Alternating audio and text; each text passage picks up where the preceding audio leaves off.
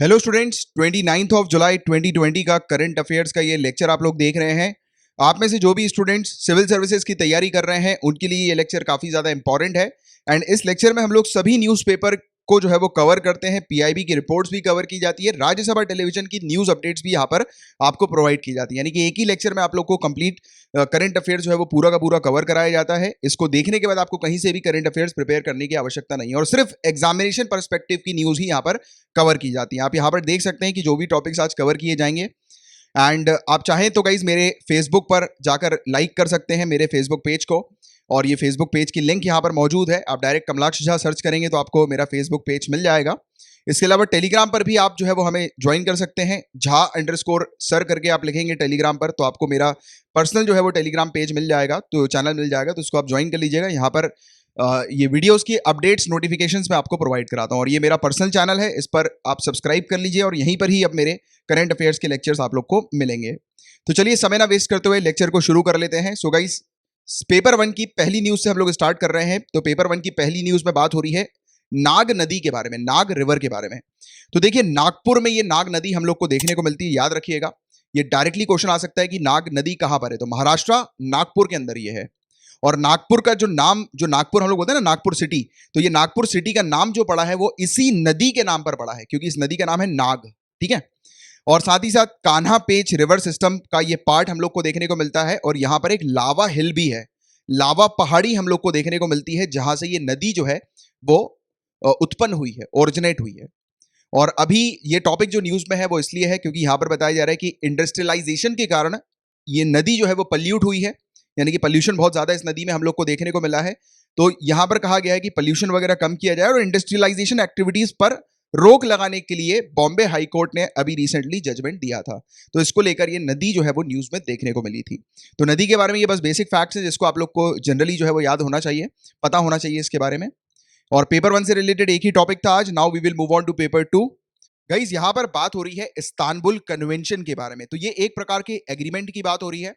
तो अगर ये टॉपिक न्यूज में आता है तो आपको तुरंत पता होना चाहिए कि ये महिलाओं के अगेंस्ट जो डोमेस्टिक वायलेंस होता है, जो वायलेंस जो महिलाओं के अगेंस्ट होता है, उसको रोकने के लिए ये एग्रीमेंट हम लोग को देखने को मिलता है। काउंसिल ऑफ यूरोप कन्वेंशन के नाम से ये जाना जाता है और इसको इस्तांबुल कन्वेंशन भी कहते हैं।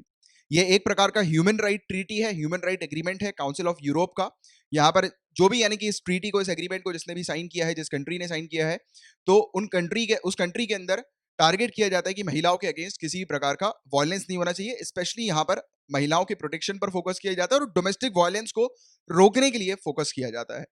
और अभी ये टॉपिक न्यूज में इसलिए आया था क्योंकि पोलैंड जो है वो इस इस्तांबुल कन्वेंशन से विड्रॉ कर रहा है, हट रहा है इस्तांबुल कन्वेंशन से, कह रहा है कि वो इस्तांबुल कन्वेंशन को छोड़ देगा। और इसने ये कहा है कि ये कन्वेंशन जो है वो हार्मफुल है। क्यों हार्मफुल है? क्योंकि यहाँ पर बच्चों को जेंडर के बारे में सिखाया जाता है, राइट। तो ये वाली चीज इस प्रकार की इसने बताई हुई है। हालांकि जो मेन ऑब्जेक्टिव ये है कि यहाँ की जो रूलिंग पार्टी है, जो पार्टी सत्ता में हम लोग को देखने को मिलती है, लॉ एंड जस्टिस पार्टी, तो इसकी जो कोलिशन है, तो इन्होंने कैथलिक चर्च के साथ जो है वो एक अलाइनमेंट बना के रखा हुआ है, राइट। अब वहां पर फोकस किसके ऊपर किया जाता है? इन्होंने एक्चुअली में प्रॉमिस भी किया था पहले कि ये वहां के, यानी कि पोलैंड के ट्रेडिशनल फैमिली वैल्यूज को प्रमोट करेंगे। और वहां पर इस प्रकार की चीजें हम लोग को देखने को मिलती है कि मतलब ये सब चीजें जो है वो ओपनली नहीं सिखानी चाहिए बच्चों को, जेंडर के बारे में और ये सब चीजें इस प्रकार की कुछ। तो इतना आपको डिटेल में नहीं घुसना है। इस कंट्री के अंदर जो मुद्दा चला है उसको लेकर आपको सिर्फ इस्तांबुल कन्वेंशन के बारे में पता होना चाहिए, क्योंकि यही चीज आपसे एग्जामिनेशन में पूछी जाएगी। और दूसरी चीज बस ये याद रखना, सिंपल सी बात, कि पोलैंड ने इस कन्वेंशन से विड्रॉ करने की बात करी है। ठीक है। तो ये था पूरा मामला इसके बारे में। ये इस्तांबुल हम लोग को देखने को मिलता है, ये टर्की के अंदर एक सिटी हम लोग को देखने को मिलती है। बताइए आप, टर्की की कैपिटल क्या है? टर्की की कैपिटल बताइए। ठीक है। और इस्तांबुल एक सिटी है टर्की के अंदर, बट मैं आपसे कैपिटल पूछ रहा हूं। दूसरा क्वेश्चन मैं आपसे पूछ रहा हूं जिसका आंसर नीचे कमेंट बॉक्स में लिखकर बताइए कि ये जो जगह आपको दिखाई दे रही है, ये वाली जगह, ये स्ट्रेट है एक प्रकार का, राइट, स्ट्रेट। तो आप मुझे बताइए ये वाला जो स्ट्रेट किसको कहते हैं? दो लैंड आप देख सकते हैं, ये दो लैंड आपको दिखाई दे रहा है, दो जमीन का हिस्सा आपको दिखाई दे रहा है, जमीन का टुकड़ा, उसके बीच में आप देखिए समुद्र का एक एरिया आपको दिखाई दे रहा है। एक पैसेज जो है वो देखने को मिल रहा है, सी पैसेज। यहाँ से शिप्स वगैरह जो होती है, वेसल्स वगैरह जो होते हैं, वो निकल जाते हैं। ठीक है। तो जिस जगह पर हम लोग को देखने को मिलता है कि शिप्स जो है वो दो लैंडमास के बीच से निकल जाती है, या फिर जो पैसेज एक समुद्र का हम लोग को देखने को मिलता है दो लैंडमास के बीच में, उसको स्ट्रेट कहा जाता है। तो आपको इस स्ट्रेट का नाम बताना है। जैसे कि आपको पता है जाएगी वो श्रीलंका पर, इंडिया और श्रीलंका के बीच में पाल्क स्ट्रेट हम लोग को देखने को मिलता है, PAL के पाल्क स्ट्रेट। वैसे ही यहाँ पर एक स्ट्रेट है, उसका नाम आप मुझे नीचे कमेंट बॉक्स पर लिख कर बताइए, आप चाहें तो सर्च करके लिख सकते हैं। अब गाइस जो नेक्स्ट टॉपिक है वो कंटेम्प्ट ऑफ कोर्ट का है। ये क्वेश्चन आंसर के फॉर्मेट में आपके सामने नजर आ रहा है आप लोगों को, राइट। तो देखिए पहला जो इसमें स्टेटमेंट है उसमें लिखा हुआ है कि कंटेम्प्ट ऑफ कोर्ट एक्ट 1971 ने कंटेम्प्ट को सिविल कंटेम्प्ट और क्रिमिनल कंटेम्प्ट में डिवाइड किया हुआ है। तो ये बिल्कुल करेक्ट है, ये वाला स्टेटमेंट, राइट। सिविल कंटेम्प्ट और क्रिमिनल कंटेम्प्ट हम लोग को दो अलग अलग देखने को मिलता है। इसमें सिविल कंटेम्प्ट क्या होता है गाइस? सिविल कंटेम्प्ट वो होता है अगर जुडिशरी की अगर कोई जजमेंट है, यानी कि जज ने अगर कोई जजमेंट दिया है, कि किसी कोर्ट ने अगर कोई जजमेंट दिया है या कोई ऑर्डर पास किया है या कोई रिट दिया है या कोई डायरेक्शन दिया है, उसको अगर कोई व्यक्ति फॉलो नहीं करता है, उसकी अवहेलना करता है, राइट, तब सामने वाले व्यक्ति के खिलाफ कंटेम्प्ट ऑफ कोर्ट जो है वो फाइल किया जाएगा, और वो जो कंटेम्प्ट होगा वो सिविल कंटेम्प्ट कहलाया जाएगा। सिविल कंटेम्प्ट सिंपल से आप ये चीज याद रखिएगा, अगर जुडिशरी की अगर कोई बात है या कोई जजमेंट है या कोई रिट है, राइट, अगर उसको सामने वाला व्यक्ति फॉलो नहीं करता है, राइट, उसका पालन नहीं करता है, तो उसके सामने वाले व्यक्ति के खिलाफ या इंस्टीट्यूशन के खिलाफ कंटेम्प्ट ऑफ कोर्ट जो है वो फाइल किया जाता है। तो सिविल कंटेम्प्ट यानी कि जुडिशरी के डिसीजन को, डायरेक्शन को फॉलो ना करना सिविल कंटेम्प्ट कहलाता है।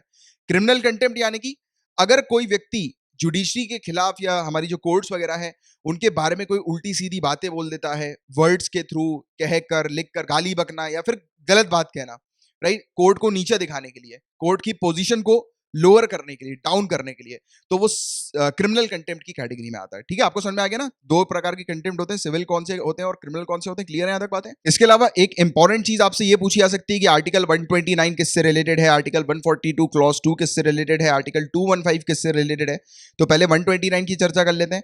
तो अनुच्छेद 129 जो है वो ये पावर देता है ऑनरेबल सुप्रीम कोर्ट को कि वो उसके खुद के कंटेम्प्ट के खिलाफ जो है वो सामने वाले को पनिश कर सकते हैं। यानी कि ऑनरेबल सुप्रीम कोर्ट का अगर किसी ने मजाक बनाया, राइट, यानी या फिर वो गलत साइन वगैरह उपयोग किया या फिर ऑनरेबल सुप्रीम कोर्ट के डायरेक्शन को किसी ने फॉलो नहीं किया, तो सामने वाले के अगेंस्ट जो है वो ऑनरेबल सुप्रीम कोर्ट कंटेम्प्ट का मामला फाइल कर सकती है। ठीक है, आर्टिकल 142 क्लॉज 2 में हम लोग को देखने को मिलता है कि ऑनरेबल सुप्रीम कोर्ट जो है इन्वेस्टिगेट कर सकती है मामले को और सामने वाले व्यक्ति को पनिश भी कर सकती है।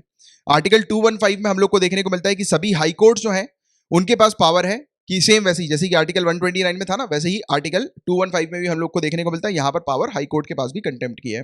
तो याद रखिएगा आर्टिकल 129 और 215 ये किससे डील करते हैं कि जो हमारी ऑनरेबल सुप्रीम कोर्ट है और हाई कोर्ट है उनके बारे में अगर कोई गलत बातें बोलता है साइन लैंग्वेजेस वगैरह के थ्रू, राइट, गलत शब्द उपयोग करता है, तो क्रिमिनल कोर्ट जो है वो फाइल किया जा सकता है सामने वाले व्यक्ति के खिलाफ। दूसरा, अगर कोई कोर्ट के जजमेंट को फॉलो नहीं करता है, डायरेक्शंस को फॉलो नहीं करता है, तो भी कंटेम्प्ट ऑफ कोर्ट जो है वो लगाया जा सकता है इन दोनों कोर्ट्स के द्वारा। तो इसके बारे में आपको जनरल जानकारी होनी चाहिए। अक्सर एग्जामिनेशन में अनुच्छेद वगैरह के बारे में चीजें पूछ ली जाती हैं। और अभी ये टॉपिक न्यूज में इसलिए था गाइस क्योंकि एक प्रशांत भूषण नाम के एक लॉयर हैं, सोशल एक्टिविस्ट हैं, तो इनके अगेंस्ट अभी कंटेम्प्ट ऑफ कोर्ट का मामला जो है वो फाइल किया है ऑनरेबल सुप्रीम कोर्ट ने। अब क्यों किया है उसकी वजह आप जान लो थोड़ी सी, तो हालांकि इतना इंपॉर्टेंट नहीं है, फिर भी you should have an idea, क्योंकि एक बड़ी बात अभी चर्चा न्यूज वगैरह में चल रही है काफी ज्यादा। तो प्रशांत भूषण जी ने हमारे जो ऑनरेबल CJI हैं, चीफ जस्टिस ऑफ इंडिया, तो उनकी बेसिकली क्या हुआ था कि अभी एक फोटो काफी वायरल हुई थी। उन्होंने एक लग्जरी बाइक थी, मेरे ख्याल से शायद 40-50 लाख उस बाइक की कीमत थी, तो वो गोल्ड विंग करके शायद एक बाइक थी, वो तो लग्जरी बाइक थी ब्लैक कलर की, उसके ऊपर वो बैठे हुए थे और ना उन्होंने हेलमेट लगाया था ना मास्क लगाया था, और वो जो बाइक थी वो एक उस बाइक की जो ओनरशिप थी वो एक बीजेपी लीडर की थी, यानी कि एक नागपुर के बीजेपी लीडर थे, तो उनकी वो बाइक थी जिसके ऊपर सवार थे हमारे honourable chief justice of India. इसको लेकर उन्होंने बोला कि honourable chief justice of India ने जो है वो ना मास्क लगाया है ना हेलमेट लगाया है, और ये जो बाइक है वो नागपुर के किसी बीजेपी लीडर की है, राइट। तो इसको लेकर ऑनरेबल सुप्रीम कोर्ट को लगा कि CJI की अवहेलना की गई है प्रशांत भूषण जी के द्वारा, तो इसलिए उन्होंने प्रशांत भूषण जी के ऊपर कंटेम्प्ट का ऑर्डर जो है वो पास कर दिया। अब इस चीज को लेकर ऑनरेबल सुप्रीम कोर्ट के इस डिसीजन को लेकर एक बहुत एडिटोरियल्स वगैरह भी चले हैं, उसमें भी बहुत चर्चाएं हम लोग को देखने को मिल रही है, जिसमें कहा जा रहा है कि ऑनरेबल सुप्रीम कोर्ट ने ये जो डिसीजन लिया है वो गलत लिया है, राइट। क्यों गलत लिया है? क्योंकि जो लोगों के पास जो फंडामेंटल राइट्स हैं, जैसे कि right to freedom of speech and expression जो हम लोग को देखने को मिलता है, तो इसके अंदर हम लोग देखते हैं कि कोई भी व्यक्ति जो है वो अपने विचार सामने रख सकता है, उसके पास राइट टू स्पीच जो है वो एक फंडामेंटल राइट है ना। अब देखिए, ये जो फ्रीडम सामने वाले व्यक्तियों के पास होता है, इस पर दबिश जो है वो लगा रही है ऑनरेबल सुप्रीम कोर्ट। इसको लेकर काफी एडिटोरियल्स वगैरह आज की डेट में हम लोग को देखने को मिल रहे हैं, तो इसके बारे में भी एक जनरल आपको जानकारी होनी चाहिए। और इनके खिलाफ क्रिमिनल कंटेम्प्ट का मामला जो है वो फाइल किया था, क्योंकि इन्होंने ट्विटर पे ट्वीट किया था। हालांकि ट्विटर ने उनके ट्वीट को जो है वो डिलीट भी कर दिया था, उसके बावजूद भी ऑनरेबल सुप्रीम कोर्ट ने ये एक्शंस लिए थे, ठीक है। तो इसके बारे में एक जनरल आप लोग को एक आइडिया होना चाहिए, जानकारी होनी चाहिए। नेक्स्ट जो टॉपिक है गाइस, ये स्वामी का टॉपिक हम लोग को देखने को मिल रहा है। स्वामी, special window for affordable and mid income housing, ये क्या है, इस पर हम लोग चर्चा कर लेते हैं। तो ये अभी न्यूज में इसलिए आया क्योंकि इसके 81 प्रोजेक्ट्स को अप्रूवल दे दिया गया है। नवंबर 2019 में ये सेटअप हुई है ये बॉडी स्वामी, तो ये इसलिए काफी इंपॉर्टेंट है। करंट अफेयर्स में डायरेक्टली इससे रिलेटेड क्वेश्चन आ सकते हैं अभी इस बार। तो नवंबर 2019 में ये अभी सेटअप हुई है। तो देखिए गाइज, ये एक प्रकार का इन्वेस्टमेंट फंड है। ये किसके लिए उपयोग में लिया जाता है, तो ये कंस्ट्रक्शन को कंप्लीट करने के उपयोग में लिया जाता है। आप ध्यान से सुनिएगा, अगर देखिए कोई भी अगर घर वगैरह है, ठीक है, अगर घर बनाने का हाउसिंग का कोई प्रोजेक्ट है, रेसिडेंशियल प्रोजेक्ट है, अगर वो प्रोजेक्ट रुका हुआ है, स्टॉल्ड है, किस वजह से रुका हुआ है कि पैसे नहीं है बिल्डर के पास उस प्रोजेक्ट को कंप्लीट करने के लिए, या फिर ये RERA जो हम लोग को देखने को मिलता है, रियल एस्टेट रेगुलेटरी अथॉरिटी, इसके थ्रू रजिस्टर्ड अफोर्डेबल और मिड इनकम कैटेगरी की जो हाउसिंग प्रोजेक्ट्स हैं, वो भी फंडिंग के कारण अटके हुए हैं, उनको फंडिंग नहीं मिल पा रही है, इसलिए वो प्रोजेक्ट रुके हुए हैं, स्टॉल्ड है, राइट। तो वहां पर ये जो स्वामी है, ये फंडिंग ऑफर करती है और उस अधूरे प्रोजेक्ट को कंप्लीट करने पर टारगेट करती है। इसलिए यहां पर लिखा गया है कि इसको किस लिए बनाया गया है, इसको क्यों सेटअप किया गया है, क्योंकि ये जो कंस्ट्रक्शन को कंप्लीट कर सके, जो रुका हुआ कंस्ट्रक्शन है उसको कंप्लीट कर सके। समझ रहे हो बातों को? तो ये कंसेप्ट आप लोग को क्लियर होना बहुत जरूरी है इस टॉपिक से रिलेटेड। इसके अलावा ये सेटअप की गई है कैटेगरी 2 AIF के अंदर, ऑल्टरनेट इन्वेस्टमेंट फंड के अंदर, क्योंकि एक ऑल्टरनेट इन्वेस्टमेंट है ना, राइट। क्योंकि RERA के अंदर भी हम लोग को देखने को मिलता है कि रजिस्टर्ड जो प्रोजेक्ट्स होते हैं उनको इन्वेस्टमेंट वगैरह मिलता ही रहता है, बट फिर भी उनको किसी वजह से किसी मिनिस्ट्री का जो है वो अप्रूवल नहीं मिला इन्वेस्टमेंट को लेकर, बहुत सारी चीजें होती है, आपको पता होगा। तो ऐसी जो रुके हुए जो प्रोजेक्ट्स होते हैं उनको चलाने का काम जो होता है वो इस बॉडी का हम लोग को देखने को मिलता है, स्वामी, ठीक है। स्पेशल विंडो है और ऑल्टरनेट इन्वेस्टमेंट फंड ये हम लोग को देखने को मिलती है, जो कि सेबी के अंडर रजिस्टर्ड है। इसके इन्वेस्टमेंट मैनेजर जो है वो SBI कैप वेंचर हम लोग को देखने को मिलती है। ये सब थोड़ी फैक्चुअल इन्फॉर्मेशन है जो कि स्टेट सिविल सर्विसेज में आ जाती है, बाकी UPSC डायरेक्ट इससे रिलेटेड नहीं पूछेगी, बट फिर भी आपको एक जनरल जानकारी होनी चाहिए इसके बारे में भी, राइट। कभी कभी आ जाए तो पूरी तरह से प्रिपेयर रहो। इसके जो स्पॉन्सर हैं वो सेक्रेटरी हम लोग को डिपार्टमेंट ऑफ इकोनॉमिक अफेयर्स के देखने को मिलते हैं, जो कि मिनिस्ट्री ऑफ फाइनेंस के अंडर आती है। तो ये है गाइस पूरा ओवरऑल टॉपिक इससे रिलेटेड। नेक्स्ट जो टॉपिक की बात करें गाइस, उसमें बताया जा रहा है कि यूनाइटेड स्टेट्स ने जो एक्सपोर्ट रिस्ट्रिक्शंस को रिलैक्स किया हुआ है। देखो क्या हो रहा था कि यूनाइटेड स्टेट्स के अंदर हम लोग को देखने को मिलता है कि ये जो आर्मी के जो ड्रोन्स आप लोग देख रहे हैं, आर्मी वाले ड्रोन्स, ये वाले, राइट। तो ये आर्मी के ड्रोन्स है, राइट। ये अभी आपको कुछ समय पहले याद आ रहा होगा कि जो हम लोग को स्ट्रेट ऑफ हॉर्मूज देखने को मिलता है ईरान के पास, आप देखेंगे ईरान पर तो आपको स्ट्रेट ऑफ हॉर्मूज दिखाई देगा। आप चाहो तो आपके जो अगर दीवार के सामने अगर कोई बड़ा वर्ल्ड मैप लगा होगा तो उस पर जाइए, खड़े होइए और आप देखिए ईरान को, देखिए लोकेट करिए। इंडिया के बगल में पाकिस्तान है, पाकिस्तान के बगल में आप देखिए ईरान है। ईरान पर आप देखिएगा कि आपको स्ट्रेट ऑफ हॉर्मूज दिखाई देगा। उस जगह पर अभी कुछ महीने पहले की बात है कि यूनाइटेड स्टेट्स का इसी प्रकार का एक ड्रोन जो था, स्पाई ड्रोन, वो निगरानी रख रहा था और उसको इन्होंने फायर करके उड़ा दिया था। तो उस पर भी काफी मुद्दा चला था। इवन एक छोटी सी हल्की फुल्की वॉर वाली स्थिति भी वहां पर डेवलप हो गई थी। उन्होंने अपने टैंक्स वगैरह जो है वो लगा दिए थे, ईरान ने पूरे उस स्ट्रेट को ब्लॉक कर दिया था। तो बहुत हलचल वहां पर हुई थी उस समय पर, राइट। तो उसका एक जनरल आइडिया आपको होना चाहिए। और आपके अगर दीवार पर बड़ा वाला वर्ल्ड मैप नहीं चिपका हुआ है तो आप कल ही जाकर ले आइए, अगर आपके यहाँ पर लॉकडाउन नहीं लगा होगा तो अभी, क्योंकि आप जानते हैं कि आज अभी भी काफी सारी सिटीज में लॉकडाउन इम्पोज्ड है, राइट। तो अगर लॉकडाउन खुल जाए तो स्टेशनरी से जाकर वो बड़ा वाला मैप, बिल्कुल दीवार का जो बड़ा मैप होता है ना, वो लाकर चिपका लीजिएगा और हमेशा उसको देखिए, ये काफी इंपॉर्टेंट होता है। तो इन्होंने क्या किया गाइस, ये क्या करते थे कि इस प्रकार के जो ड्रोन्स होते थे उस पर इन्होंने रिस्ट्रिक्शंस लगाई हुई थी कि इस ड्रोन्स को जो है वो अपने दूसरी कंट्री को एक्सपोर्ट नहीं करेंगे। तो इस पर कुछ रिस्ट्रिक्शन जो है वो यहाँ पर हटाए गए हैं, राइट। और अब हम लोग को देखने को मिलेगा कि यूनाइटेड स्टेट्स की जो डिफेंस कॉन्ट्रैक्टर जो है वो अब ज्यादा से ज्यादा ड्रोन्स को बेच सकेंगे। और USA के अंदर जो ड्रोन्स को जो कंट्रोल किया जाता है, या इस प्रकार के जो एक्सपोर्ट्स होते हैं, आर्म्ड एक्सपोर्ट्स जो होते हैं, उसको जो कंट्रोल किया जाता है, उस पर जो रेस्ट्रिक्शन लगाया जाता है वो मिसाइल टेक्नोलॉजी कंट्रोल रीजिम या फिर एमटीसीआर के तहत लगाया जाता है। हालांकि ये एमटीसीआर मैंने आप लोग को पहले भी पढ़ाया हुआ है, क्योंकि आप लोग में से काफ़ी सारे बच्चे जो हैं वो इस चैनल पर पहली बार मेरा लेक्चर देख रहे होंगे। बट आप जानते हैं कि पहले जहाँ पर मैं लेक्चर्स प्रोवाइड कराता था वहाँ पर मैंने ये वाला टॉपिक कवर कराया हुआ है, राइट। बट अभी आप रुक जाइए, मैं कल ही जो है वो एमटीसीआर वाले टॉपिक को भी डिटेल में आप लोग को एक्सप्लेन कर दूंगा। कल वाले वीडियो में आपको ये एमटीसीआर वाला टॉपिक भी जो है वो मिल जाएगा, ठीक है। तो कल हम लोग इस टॉपिक को और डिटेल में देखेंगे। अभी के लिए सिर्फ इतना जान लो कि अब हम लोग को देखने को मिलेगा कि आने वाले समय में यूएसए जो है वो ड्रोन्स को एक्सपोर्ट कर सकेगा। उसने उसको उसके कुछ रूल्स रेगुलेशंस है उसको रिलैक्स किया हुआ है, ठीक है। नेक्स्ट जो टॉपिक है पेपर जो है वो 3 की हम लोग बात करेंगे, क्योंकि पेपर 2 से रिलेटेड इतने ही टॉपिक्स थे गाइस। अब नेक्स्ट जो टॉपिक है इसमें फॉरेन डायरेक्ट इन्वेस्टमेंट के अंदर कुछ चेंजेस लाए गए हैं इसके रूल्स रेगुलेशंस में, उस पर यहाँ पर बात हो रही है। तो ये वाला टॉपिक हालांकि हम लोगों ने पहले भी डिस्कस किया हुआ है, 22 अप्रैल 2020 को ये टॉपिक मैंने कवर कराया हुआ है। अगर आप पहली बार मेरे इस लेक्चर को देख रहे हैं तो मैं आपको बता दूंगा इसकी मैं करीब 2.5-3 साल से करंट अफेयर्स के लेक्चर्स जो है वो कवर करा रहा हूँ। और इस चैनल पर, ये मेरा खुद का चैनल है, इस पर मैंने अभी अभी कवर कराना शुरू किया है। हालांकि मैं अभी प्रिपेयर्ड नहीं था कि मुझे आज से इस चैनल पर अपने डालना है ये सब लेक्चर, वो तो कुछ ही घंटों में ये पूरे प्लानिंग हुई और पूरे चेंजेस जो है वो मुझे करने पड़े। कुछ मिसअंडरस्टैंडिंग हो गई थी गाइज, जिसके कारण से ये सब हुआ है, जो चैनल में शिफ्ट हुआ है। मुझे पता है कि आप में से काफ़ी सारे बच्चे जो है वो बाद में शायद इस लेक्चर को देखें, राइट। तो आप देखिए, ये वाला जो मेरा चैनल है गाइज, ये मेरा मेरा खुद का पर्सनल चैनल है जिस पर मैं ये वीडियो डाल रहा हूँ। और मेरे फेसबुक को तो आप ज़रूर लाइक कर लीजिएगा अगर आपको लेक्चर्स वगैरह चाहिए पूरे तो। एंड बाकी जैसे कि आप जानते हैं सभी लोग कि मैं स्टडी फॉर सिविल सर्विसेज के साथ था पहले, और इवन मैं अंदर बाय हार्ट उनके साथ आज भी हूँ, क्योंकि वो चैनल सबसे अच्छा है और कंटेंट सबसे अच्छा आपको वो चैनल प्रोवाइड कराता है। तो जनरल स्टडीज़ के जितने भी टॉपिक्स हैं आप उस चैनल पर ज़रूर देखिएगा। मैं स्टडी फॉर सिविल सर्विसेज को ना मैंने कभी अपोज किया है ना मैं करूँगा। और अभी जो मैं वहाँ से हटा हूँ तो वो कुछ मिसअंडरस्टैंडिंग थी, उसको लेकर चीज़ें हो गई। तो मतलब बस मुझे आपको एक जानकारी देनी थी कि हटने की वजह, क्योंकि मुझे पता है कि काफ़ी सारे बच्चे पूछेंगे और इवन मेरे पास मैसेजेस भी आ जाएंगे काफ़ी सारे बच्चों के पर्सनल की, सर आ क्यों नहीं रहे लेक्चर्स।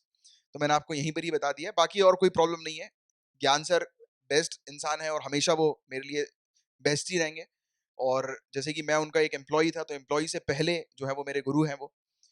तो काफ़ी बेस्ट पर्सनालिटी हैं, तो उनको लेकर कुछ नहीं है। बट हाँ, हो जाता है कभी-कभी कंपनी में कुछ मिसअंडरस्टैंडिंग वगैरह इस प्रकार की हो जाती हैं।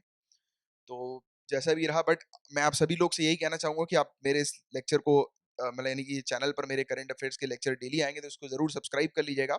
और बाकी अगर आप मेरे पुराने लेक्चर चाहते हैं, अगर सर ने प्राइवेट नहीं किए होंगे तो वो आपको मिल जाएँगे। और बाय चांस अगर आपको कोई टॉपिक चाहिए और बहुत ही इंपॉर्टेंट लग रहा है वो टॉपिक आपको, और बाय चांस वो लेक्चर अगर प्राइवेट हो गया हो, तो आप मुझे बताइएगा टॉपिक्स वगैरह में, मेरे पास टाइम रहा तो मैं दोबारा से आप लोग को वो टॉपिक्स प्रोवाइड करा दूंगा, ठीक है। चलो एनीवेज, और एक सिंपल सी जानकारी आपको देनी थी, क्योंकि यहाँ पर मैं हालांकि बताना नहीं चाह रहा था, बट एक्चुअली क्या यहाँ पर लिखा हुआ है कि रेफर अप्रैल 22 अप्रैल, क्योंकि जब मैं ये स्लाइड लेक्चर्स पूरे बना रहा था, तैयार कर रहा था ये स्लाइड वगैरह, तो उस समय कुछ मिसअंडरस्टैंडिंग हो गई और फिर जल्दबाजी में जो है वो चैनल छोड़ने वाली जो है वो बात हो गई। तो उससे निराशा तो बहुत है, बट क्या कर सकते हैं आप। चलो एनीवेज, आगे की चर्चा करेंगे।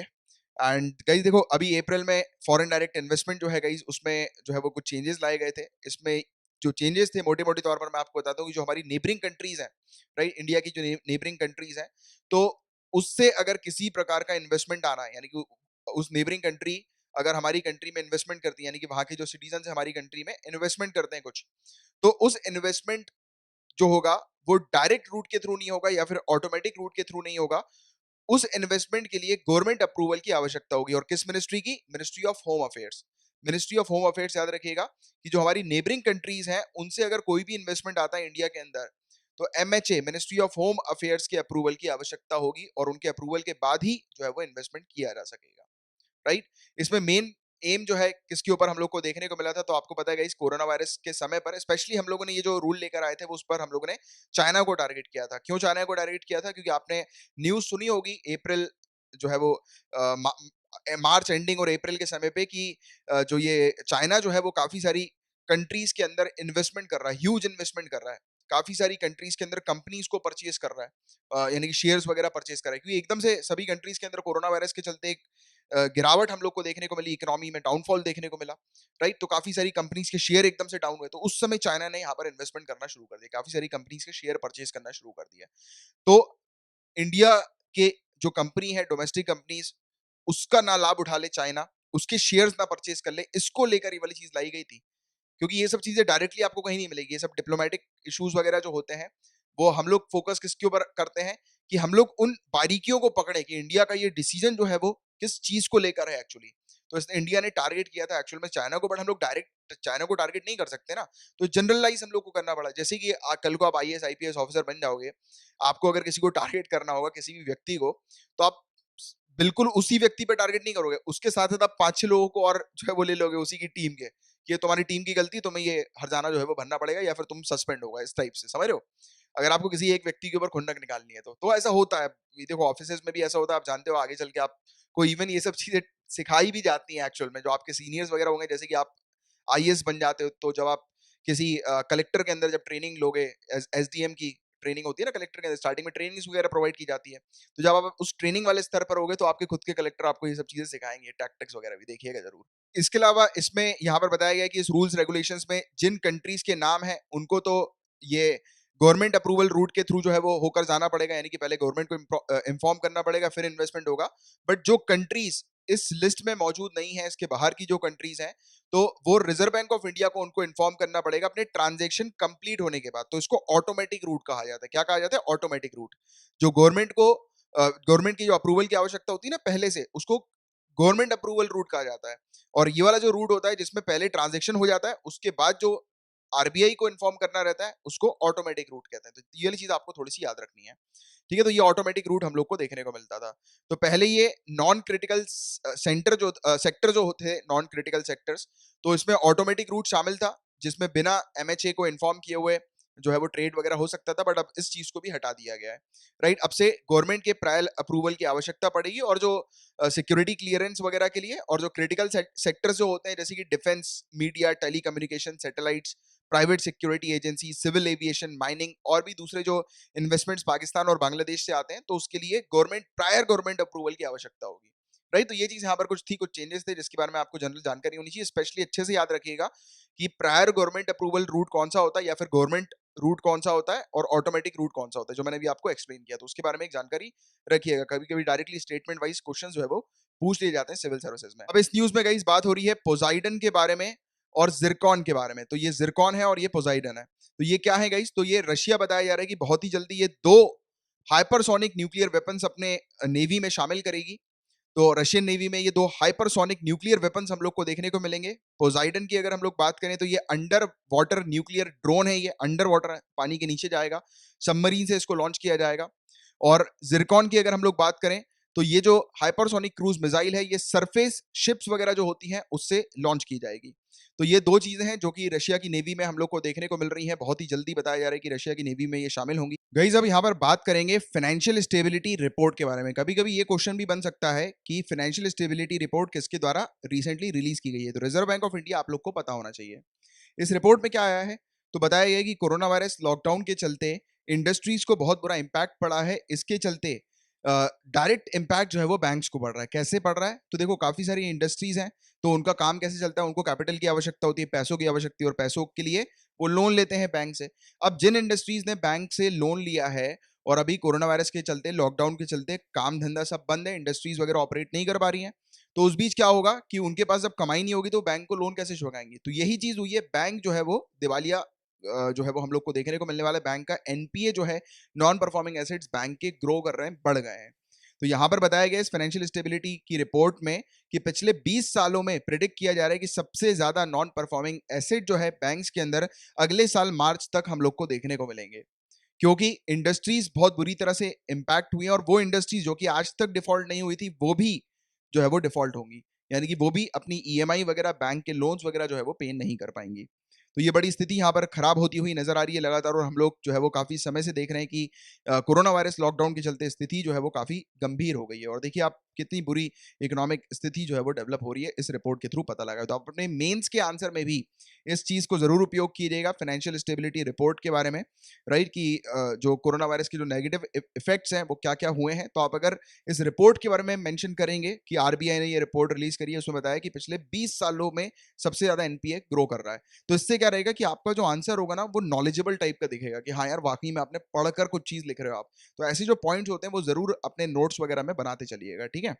तो ये चीज है इसके बारे में। नेक्स्ट जो टॉपिक है ये कारगिल विजय दिवस का है। याद रखिएगा, कारगिल विजय दिवस हर साल 26 जुलाई को ऑब्जर्व किया जाता है। इसकी ये 21st एनिवर्सरी हम लोग को देखने को मिली है। ऑपरेशन विजय से रिलेटेड अगर आपसे क्वेश्चंस पूछे जाते हैं कि ऑपरेशन विजय क्या है, तो आपको याद रखना है कि पाकिस्तान में जो 1999 के समय पर जो युद्ध हम लोग को देखने को मिला था इंडिया पाकिस्तान में, जो एलओसी है जो हम लोग को देखने को मिलती है, तो वहां पर हम लोग को जो देखने को मिला था युद्ध, तो उस समय जो पाकिस्तानी जो इंट्रूडर थे, यानी कि जो पाकिस्तानी घुसपैठिए थे, तो उन्होंने यहाँ पर कारगिल के एरिया पर जो है वो कब्जा कर लिया था। तो उससे हमारी, यानी उनके कब्जे से हमारी इंडियन आर्मी ने वो टेरिटरी को बचाया, राइट, रिकैप्चर किया, दोबारा से उस टेरिटरी को वापस इंडिया के कंट्रोल में लेकर आए। कारगिल युद्ध जब हुआ था गाइस, तो ये शिमला एग्रीमेंट के अगेंस्ट हम लोग को ये युद्ध देखने को मिला था। एक्चुअली शिमला एग्रीमेंट में क्या लिखा था कि एलओसी पर किसी भी प्रकार के आर्म्ड कॉन्फ्लिक्ट नहीं होंगे, किसी प्रकार का वॉर वगैरह नहीं होगा। एलओसी पर इंडिया और पाकिस्तान की आर्मी जो है वो शांति से रहेंगी एलओसी पर, राइट। बट यहाँ पर उल्टा ही हुआ, हम लोग को वॉर में देखने को मिला कि शिमला एग्रीमेंट जो है उसको वॉयलेट किया गया। तो ये वाली चीज भी आप थोड़ी सी याद रखिएगा, कभी कभी शिमला एग्रीमेंट से रिलेटेड अगर क्वेश्चन आ जाए तो आपको पता होना चाहिए कि एलओसी पर किसी प्रकार का आर्म कॉन्फ्लिक्ट नहीं होना है, उसको लेकर ये शिमला एग्रीमेंट हम लोग को देखने को मिला था। मतलब शिमला एग्रीमेंट के बावजूद भी कारगिल पर हम लोग को युद्ध देखने को मिला था, एलओसी पर हम लोग को युद्ध देखने को मिला था, लाइन ऑफ कंट्रोल पर, ठीक है, 1999 में, जुलाई 1999 में, ठीक है। और अभी इसकी 21st एनिवर्सरी हम लोग को देखने को मिली है। इसके अलावा सफेद सागर आता है क्वेश्चन, तो आपको पता होना चाहिए कि सफेद सागर जो है ये इंडियन एयरफोर्स का ऑपरेशन था, और ये काफी मेजर पार्ट इसका हम लोग को कारगिल वॉर पर देखने को मिला था, यानी कि काफी ह्यूज कंट्रीब्यूशन सफेद सागर का भी हम लोग को देखने को मिला था। जो ये ऑपरेशन विजय जो जीते हैं उसके पीछे की वजह सफेद सागर भी था। ये इंडियन एयरफोर्स ऑपरेशन हम लोग को देखने को मिलता है, ठीक है। तो ये चीज आप लोग को पता होनी चाहिए इसके बारे में, एक जनरल इंफॉर्मेशन, राइट, ये है। अब नेक्स्ट जो टॉपिक है गाइस, ये ग्लोबल फॉरेस्ट रिसोर्स असेसमेंट से रिलेटेड हम लोग को देखने को मिल रहा है। 2020 का ये ग्लोबल फॉरेस्ट रिसोर्स असेसमेंट है। देखो, नाम से ही हम लोग को पूरा समझ में आ रहा है कि ये किसके बारे में चर्चा करेगा, कि पूरे दुनिया भर में फॉरेस्ट की क्या स्थिति है, जो जंगल है, जो वन है, उसकी क्या स्थिति है, इसके बारे में ये बताएगा। इसको किसके द्वारा रिलीज किया जाता है, अगर क्वेश्चन आता है तो याद रखिएगा, यूनाइटेड नेशन के फूड एंड एग्रीकल्चर ऑर्गेनाइजेशन के द्वारा। 1990 से इसको हर 5 सालों में रिलीज किया जा रहा है। काफी इंपॉर्टेंट, देखो हर 5 साल में रिलीज हो रहा है, तो इसलिए ये वाला जो टॉपिक है काफी इंपॉर्टेंट है, ठीक है, क्योंकि 5 साल में एक बार आता है ये, और ऐसे क्वेश्चंस अक्सर सिविल सर्विसेज में डायरेक्टली पूछ लिए जाते हैं। तो देखिए गाइस, ये रिपोर्ट जो है वो किस बारे में बताता है कि पूरे दुनिया भर में फॉरेस्ट की क्या स्थिति है, उनकी कंडीशन कैसी है, उनको किस प्रकार से मैनेज किया जा रहा है। यूनाइटेड नेशन की जो मेंबर्स कंट्री है उनकी, यानी कि असेसमेंट होता है उन कंट्री का, तो उसमें सभी मेंबर कंट्रीज हैं, उनके यहाँ जो फॉरेस्ट की स्थिति जो है वो जांची जाती है, उसका एक असेसमेंट होता है, राइट। और टॉप 10 कंट्रीज हैं जहां पर सबसे ज्यादा हम लोग को फॉरेस्ट एरिया में गेन देखने को मिल रहा है, सबसे ज्यादा। तो इन कंट्रीज की अगर हम लोग बात करें गाइस, तो ये कंट्री जो है 2010 से 20 में, यानी कि 10 सालों में जो सबसे ज्यादा फॉरेस्ट एरिया में जो ग्रोथ जिन कंट्रीज में हुई है वो China, Australia, India, Chile, Vietnam, Turkey, United States, France, Italy, Romania. अच्छा, मैं माफी चाहूंगा, यहाँ पर मैं हिंदी ट्रांसलेशन जो है वो नहीं कर पाया, मैं भूल गया था हिंदी ट्रांसलेशन करना इस स्लाइड में, तो बट आपको इसकी जो पीडीएफ मिलेगी तो उसमें हिंदी ट्रांसलेशन में प्रोवाइड करा दूंगा। अब देखिए गाइस, इसमें और भी कुछ चीजों के बारे में चर्चा हुई, जैसे कि एशिया, एशिया कॉन्टिनेंट जो है वहां पर सबसे ज्यादा जो फॉरेस्ट एरिया में जो ग्रोथ हम लोग को देखने को मिली है 2010 से लेकर 20 के बीच में, तो ये 1.17 मिलियन हेक्टर की ग्रोथ देखने को मिली है, यानी कि हर साल 1.17 मिलियन हेक्टर का जो एरिया है वो हम लोग को बढ़ता हुआ नजर आया है। इसके अलावा साउथ एशिया की अगर हम लोग बात करेंगे तो साउथ एशिया में फॉरेस्ट लॉस जो है वो रिकॉर्ड किया गया है 20 सालों में, 1990 से लेकर 2020 के पीरियड में। तो ये चीज यहाँ पर बताई गई है, यानी कि 30 सालों में, यहाँ पर 30 साल की बात हो रही है। इसके अलावा इंडिया की अगर बात करें तो इंडिया के अंदर 0.38% हर साल जो है वो फॉरेस्ट एरिया में गेन हम लोग को देखने को मिला है, ग्रोथ हम लोग को देखने को मिली है। फॉरेस्ट कवर जो है वो हर साल 0.38% इंक्रीज हुआ है इंडिया के अंदर। और यहां पर बताया जा रहा है कि कम्युनिटी मैनेज फॉरेस्ट एरियाज जो है एशिया कॉन्टिनेंट के अंदर, उसमें भी हम लोग को ग्रोथ देखने को मिली है। फॉरेस्ट एरिया जो कि मैनेज किए जाते हैं लोकल्स के द्वारा, ट्राइबल लोगों के द्वारा, इंडिजीनियस कम्युनिटीज के द्वारा इंडिया के अंदर, तो वो 1990 में 0 हुआ करते थे। आज की रेट में 2015 तक का आंकड़ों की जो ये बात हुई है, तो उस तक 25 मिलियन हेक्टेयर के आसपास का एरिया जो है वो लोकल ट्राइबल और इंडिजीनियस कम्युनिटीज के द्वारा मैनेज किया गया है। तो ये भी एक अच्छी बात यहाँ पर बताई जा रही है कि लोग बाग भी जो है, स्पेशली ट्राइबल कम्युनिटीज जो है वो ज्यादा फोकस कर रही हैं फॉरेस्ट को प्रोटेक्ट करने में, कंजर्व करने में, राइट। और सरकार की भी आप जानते हैं काफी सारी रूल्स रेगुलेशंस पॉलिसीज भी हम लोग को इस प्रकार की देखने को मिली है, फॉरेस्ट कवर को प्रोटेक्ट करने को लेकर, कंजर्वेशन को लेकर, है ना। और नेचुरल रीजनरेटिंग फॉरेस्ट जो है गाइस, उसका रेट काफी डिसअपॉइंटिंग हुआ है। और नेचुरल रीजनरेटिंग जो फॉरेस्ट रेट होता क्या है एक्चुअल में, तो इसके बारे में आप जान लो। तो नेचुरली जो फॉरेस्ट ग्रो करते हैं, जो नेचुरली, राइट, यानी कि बिना किसी के मेंटेन किए या मैनेज किए, जो नेचुरली खुद ब खुद जो फॉरेस्ट ग्रो करते हैं अपने आप, राइट, तो उसका रेट काफी खराब हम लोग को यहाँ पर देखने को मिला है। 2010 से लेकर 2020 के पीरियड में मात्र 0.38% के आसपास जो फॉरेस्ट है उसका ग्रोथ हम लोग को देखने को मिला। कौन सा फॉरेस्ट का? नेचुरली रीजनरेटिंग फॉरेस्ट का, खुद ब खुद जो फॉरेस्ट जो है वो ग्रो करते हैं। और इंडिया ने जो रिपोर्ट किया है गाइस, ये बताया गया कि मैक्सिमम एम्प्लॉयमेंट जो है वो फॉरेस्ट्री सेक्टर में पूरे दुनिया भर में इंडिया के अंदर हम लोग को देखने को मिली, यानी कि फॉरेस्ट जो गार्ड्स होते हैं और फॉरेस्ट की जो सर्विसेज वगैरह जो होती है उसमें काफी सारे जो एम्प्लॉयज वगैरह जो हम लोग को देखने को मिलते हैं, जिनको एम्प्लॉयमेंट दी जाती है, तो सबसे ज्यादा पूरे दुनिया भर में इंडिया के अंदर एम्प्लॉयमेंट मिली है फॉरेस्ट्री सेक्टर के अंदर। कितनी अच्छी बात है। तो ये वाला पॉइंट भी आप जो है वो मेंस पॉइंट ऑफ व्यू से रिकॉर्ड कर सकते हैं। पूरे दुनिया भर में 12.5 मिलियन लोग जो है वो फॉरेस्ट्री सेक्टर पर जो है वो एम्प्लॉयड हैं, और इंडिया के अंदर 6.23 मिलियन लोग, यानी कि इसका पूरे दुनिया भर का 50%, यानी कि मान के चलो पूरे दुनिया भर में 100 लोग हैं जो कि फॉरेस्ट को मैनेज करते हैं, तो उसमें से 50 लोग इंडिया के हम लोग को देखने को मिलते हैं। तो कितनी प्राउड की बात है, कितनी अच्छी बात है कि हम लोग फॉरेस्ट कवर पर जो है वो ज्यादा टारगेट करें। देखो ये जो फॉरेस्ट वाली जो चीज होती है ना गाइस, ये प्रीलिम्स के लिए भी काफी इंपॉर्टेंट होती है। क्यों होती है? क्योंकि आपका जो यूपीएससी या स्टेट सिविल सर्विसेज के जो प्रीलिम्स के जो पेपर होते हैं, तो आप देखिएगा प्रीलिम्स का जो पेपर होता है सिविल सर्विसेज का और फॉरेस्ट सर्विसेज का वो सेम होता है। तो इसलिए वहां पर फॉरेस्ट सर्विसेज से रिलेटेड भी काफी सारे क्वेश्चन आते हैं, जिनमें से ये वाले क्वेश्चन भी आ सकते हैं, स्पेशली स्टेटमेंट वाले। ये वाला आपसे स्टेटमेंट पूछ लिया जा सकता है या ये वाला पूछ लिया जा सकता है। तो इसलिए ये टॉपिक थोड़ा इंपॉर्टेंट है, इसलिए मैंने इस टॉपिक को एक्सप्लेन करने में थोड़ा सा ज्यादा टाइम लिया आज। तो आप ये हिंदी का पूरा ट्रांसलेशन है जो मैंने भी आपको इस टॉपिक के बारे में पढ़ाया, उसको आप देख सकते हैं। और आज सिर्फ इतने ही टॉपिक्स थे गाइज, और मैंने आपको जितने भी टॉपिक्स पढ़ाए हैं अगर अच्छे से क्लियर हुए हैं, दिमाग में बैठ गए, तो आप मेरे इस लेक्चर को आपके किसी भी सोशल मीडिया अकाउंट पे जरूर शेयर कर दीजिएगा। और अभी जाना नहीं है आपको, कुछ जनरल स्टडीज के टॉपिक्स मैं आपको एज अ होमवर्क दूंगा जिनको आपको प्रिपेयर करना है। उससे पहले मैं आप लोग को बता दूं गाइज कि गाइज इस पीडीएफ को आप लोग मिनिमम 100 रुपीज़ पर मंथ के हिसाब से परचेज कर सकते हैं।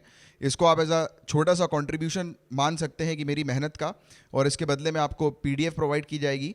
तो ये मिनिमम 100 रुपीज़ है, मैक्सिमम आप मेरी मेहनत के हिसाब से जितना आप करना चाहें आप कर सकते हैं। जैसे कि आप मेरे रेगुलर व्यूअर होंगे तो आपको पता होगा कि अब मेरी जॉब भी नहीं रही है एट प्रेजेंट, और मैं आप लोग को इसी प्रकार से रेगुलरली करंट अफेयर्स प्रोवाइड कराऊंगा। एंड ये जो पीडीएफ होगी गाइज, इससे स्टूडेंट्स का फ़ायदा ये होगा कि उनको हैंड रिटन नोट्स बनाने की ज़रूरत नहीं पड़ेगी करंट अफेयर्स की। उनको सिर्फ ये पीडीएफ स्क्रॉल करना है और उनके पूरे करंट अफेयर्स उनके लिए प्रिपेयर हो जाएंगे। And one more important thing कि ये जो अगर आप मतलब ये ज्वाइन करते हैं हमारे इस पेड कोर्स को पीडीएफ वाले, तो इसमें जो है वो मंथ के एंड में एक सिंगल पीडीएफ भी मैं आप लोग को मंथली प्रोवाइड करा दूंगा। और मंडे टू सैटरडे ये पीडीएफ यहाँ पर मैं आपको प्रोवाइड कराता हूँ। और ये जो लेक्चर्स इस प्रकार से आते हैं उसकी पूरी पीडीएफ आपको मिलती है यहाँ पर। तो ये आप एज अ कॉन्ट्रीब्यूशन के तौर पर भी इसको रख सकते हैं, और या फिर पीडीएफ परचेज करने के लिए भी आप ये अमाउंट जो है वो कंसिडर कर सकते हैं, जैसा आप ठीक समझें। ठीक है। एंड मेरा ये टेलीग्राम चैनल है, इसको आप ज्वाइन कर लीजिएगा ज़रूर। और साथ ही साथ ये मेरा फेसबुक जो है उस पर आप जो है वो ज्वाइन हो जाएगी। और हाँ, ये आपको परचेस करने के लिए आपको मेरे फेसबुक पर मैसेज करना होगा, तो मैं आपको पेमेंट लिंक्स प्रोवाइड करा दूंगा।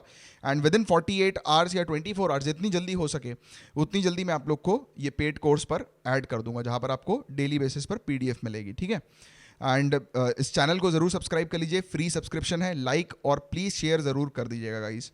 एंड होमवर्क जो है वो है NIRF national institutional ranking framework disaster management act 2005 article 163 and 174। तो इसका आपको हैंड रिटन नोट्स बनाना है, और अगर आप ऐसा कर लेते हो तो नीचे कमेंट बॉक्स पे लिख दीजिएगा सर होमवर्क डन, मुझे पता लग जाएगा आपने होमवर्क कंप्लीट कर लिया है। एंड गाइज अब हम लोग मिलेंगे कल, तब तक लिए bye bye, take care, have a great day ahead, Tata.